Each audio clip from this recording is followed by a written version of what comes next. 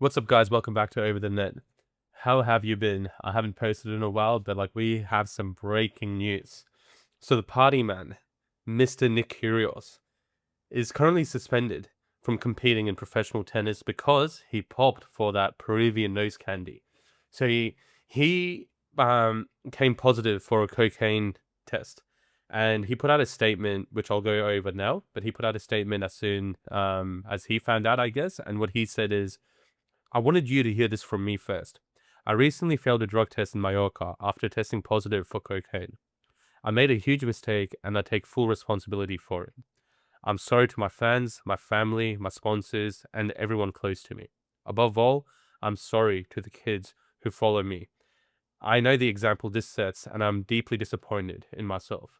I'm not going to make any excuses, but I would like to give some context. The last couple of years of injuries have taken a huge toll on me, both physically and mentally. My body hasn't been able to do what my mind expects it to do.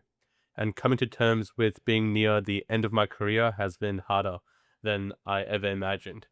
I honestly, personally think this is a bit of a cope by him because he said he literally got famous for saying he hates tennis and he hates everything about it.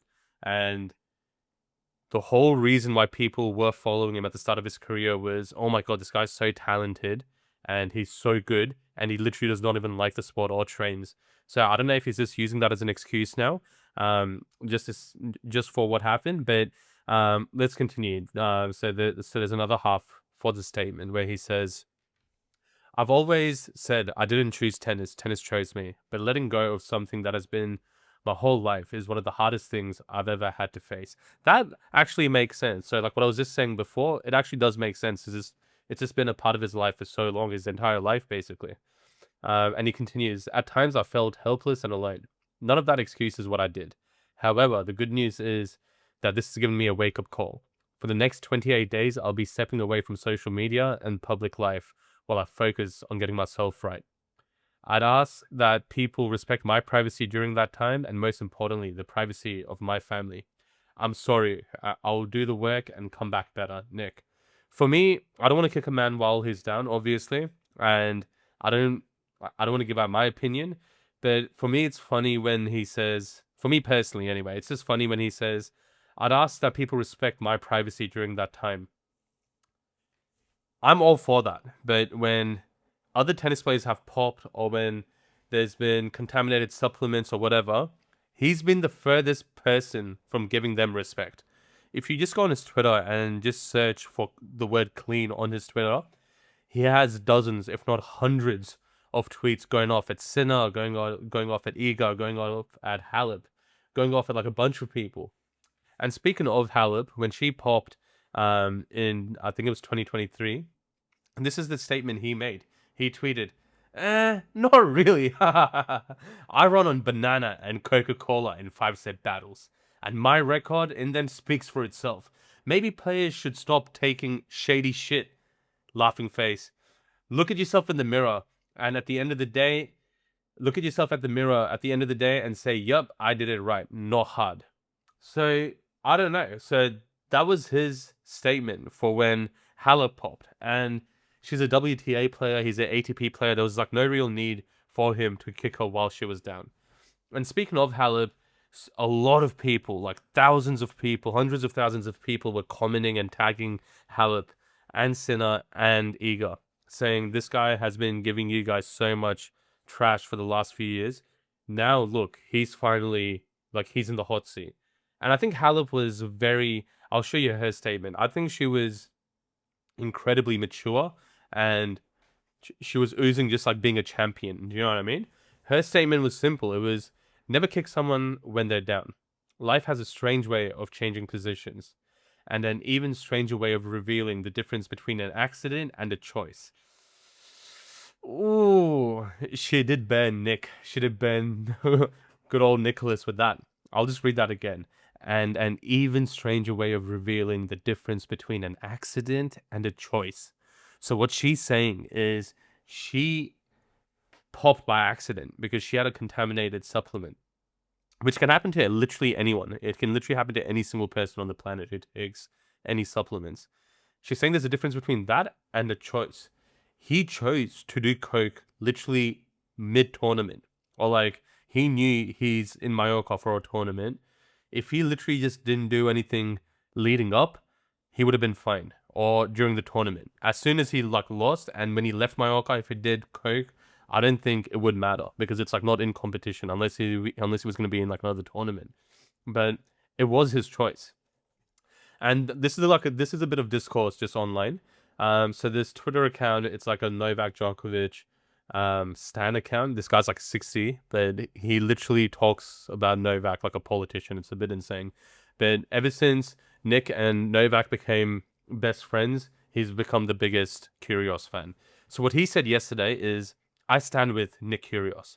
Yes, he's made a mistake, but he's not a cheat and didn't dope. He took a recreational drug, which he's owned up to. No excuses saying there was contaminated from a sleeping pill or a body massage. Nick's not perfect. We know that, but he's no cheat. I agree with that. He is no cheat. I don't think he did coke to cheat, because I don't think it is a performance enhancing drug.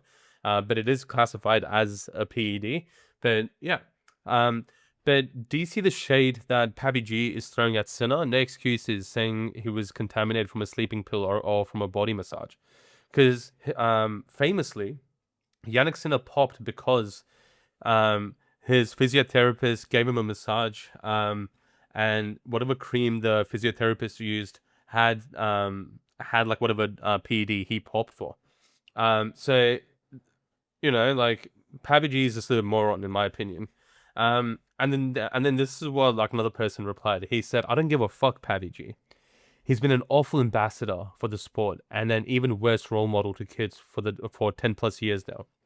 Admitting to doing cocaine, imitating sex acts on court, tanking, throwing chairs, making sexist comments, attacking umpires, abusing fans." The more I read this, he literally seems like the Joker. He's just a villain. Do you know what I mean, guys? Being ageist to lines people, bullying fellow players, and that's not even half of it. I'm not even going to get into the domestic abuse stuff. Go ahead and keep defending him all you want. Do I think he's a cheat? No. Do I think he's an absolutely awful person who's far worse than a cheat? Yes. And with that second or third paragraph rather, I think I agree as well. I'm more in the line to that. I don't know if he's like, I don't know how awful he is, but then with the allegations and with what he's admitted guilt to, you make up your own mind. And then he continues, it's actually disgusting people like Kyrgios have people defending him. The guy has always been horrible. And then this is what like another person said. How hypocritical is this? When Sinner tested positive, Nick had no problem tearing him to shreds at every corner. Now that Nick himself has tested positive, he asks for privacy, when he himself relentlessly harassed another tennis player. Sorry, but that's just total hypocrisy. That I do agree with. He didn't give anyone grace. He didn't give anyone... Like, the thing with Nick's statement now is he wants the context. He wants the context of, oh, I've been battling, I've been battling not being a tennis player anymore. I've been battling injuries. Mentally, I've been battling this. Physically, I've been battling that. He gave you all the context for why he did what he did. But he didn't give any context to Iga, Halep, or Sinner. On TV, he'd talk trash about them. On Twitter, he'd constantly talk trash. On Instagram, he'd talk trash. He just couldn't stop. Just couldn't help himself or contain himself. And this is what like another person said. Huge respect to Sinner for the way he handled the Nick Kyrgios situation. He could have snapped, hit back, and said something stupid, and said some stupid things in the media. Instead, he stayed silent, waited for the universe to do its thing. Mentality is everything. And this is one thing which I do have to agree on, because Nick Kyrgios spent maybe a year or so just going in and in and in at Sinner every single chance he got. Every single chance he got, if he could throw shade or kick Sinner when he's down, he did it happily and with open arms. And Sinner, just from what we know, he just doesn't care. He hasn't made a statement. He's never made a statement on what Nick said before. He hasn't made a statement on the situation now. He just doesn't care. And for me, that's the difference between just a guy and a champion. There's a reason why Sinner's breaking all Fedal, like not just Fedal, there's a reason why Sinner's records, the only people you can compare them to are the big three. And that's it. Nick, the biggest thing he's ever done is making the Wimbledon final where he faced basically no one. Do you know what I mean? And then finally, this is what like another person said.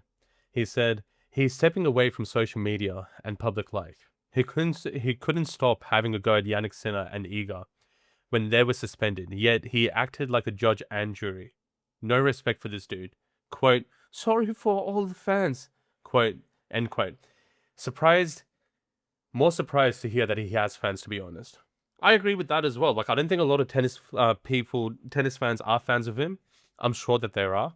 But it's more just like the casual fans or people just see a circus and just see someone being like an absolute idiot and like a maniac, like an emotional, immature man-child, and they find it entertaining.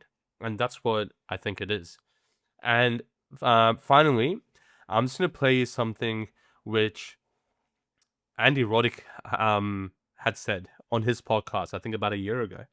So I'm going to end the video off with this. So I'll just play you what Andy Roddick, the great Andy Roddick, had said.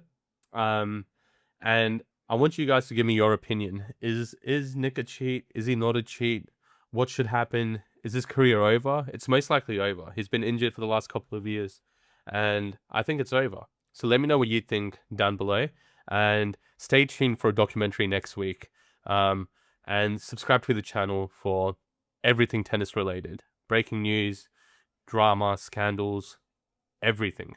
I'll be uploading consistently from the following week. I'll be uploading a documentary every Wednesday.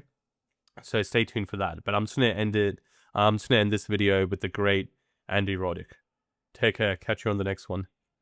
When you've pled guilty to physically assaulting your girlfriend, but then you want people to understand the context, and you can go back and read it from him, from his lawyers. I was in a dark place. I was abusing substances, yada, yada, yada. Okay, fine. Forever, you will be someone who pled guilty to abusing your girlfriend, similar to forever Jannik Sinner will be the guy who failed drug tests. Now, do we choose to give context to what you're saying?